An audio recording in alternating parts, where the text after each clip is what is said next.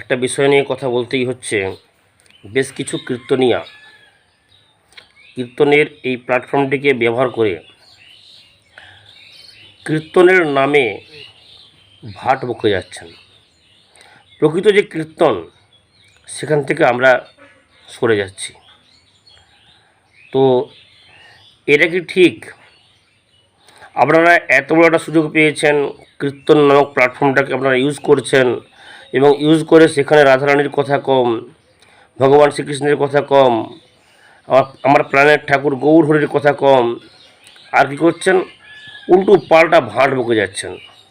ঝাঁটা রাখা, জুতো রাখা, কি করবেন কি করবেন না, আপনারা যেটা মূল বিষয় সেখান থেকে সরে যাচ্ছেন কেন? আপনারা একটা জায়গা থেকে সরে যাচ্ছেন, একটা উদাহরণ দেন, উদাহরণ দেওয়ার পর আবার সেই মূল জায়গায় ফিরে আসুন। আপনারা সেই বিষয়টাকে নিয়ে পড়ে আছেন। হ্যাঁ, শোয়ার সময় কোন দিকে কোন আলোটা বন্ধ করবেন, কি করলে কি হয়, এগুলো ঠিক নয়। এগুলো কি হচ্ছে, একটা মানে সৃষ্টির বা সংস্কৃতির মৃত্যু ঘটিয়ে দিচ্ছেন আপনারা।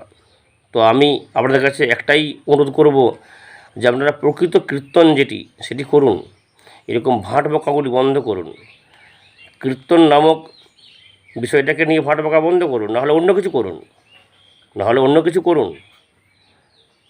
হ্যাঁ, কীর্তন করবেন না। কীর্তনের নাম করে এগুলো করা ঠিক নয়। আমি সমস্ত কীর্তনিয়াদিকে বলছি না, বেশ কিছু কীর্তনিয়ারা আছেন যারা যিনারা ভালো উদ্দেশ্য নিয়ে কীর্তন করতে এসেছেন, এবং ওনারা কীর্তনটা বুঝেন এবং কীর্তনটা ভালোভাবে করেন, এবং ওনাদের ঘরনা থেকে কোনো দিন সরে যান না। ওনাদের যে কীর্তনের যে একটা ঘরনা আছে, সেই ঘরনা থেকে ওনারা সরে যান না।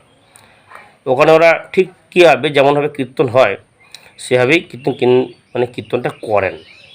কিন্তু বেশ কিছু কীর্তনিয়া আছেন যারা যিনারা আসরে উঠেই প্রথমে আসর গরম করার জন্য ব্রাহ্মণের নিন্দা আরম্ভ করেন। যত ব্রাহ্মণ আছে ওনাদের সব চরম শত্রু, ব্রাহ্মণদের নিন্দা আরম্ভ করেন। একটা কথা ভাববেন, আমি যেমন বলছি সব কীর্তনিয়া নয়, কিছু কীর্তনিয়া আছেন, সেরকম আপনাদের একটা খেয়াল রাখা উচিত, সব ব্রাহ্মণরা কিন্তু লোভী হয় না, সব ব্রাহ্মণরা ধূর্ত হয় না, সব ব্রাহ্মণরা বদমাইশ হয় না। তাহলে এমনভাবে কীর্তনটা করুন যেখানে কোনো ব্রাহ্মণ নিন্দা থাকবে না।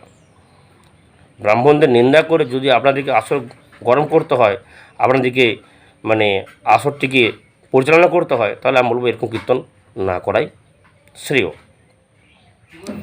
আর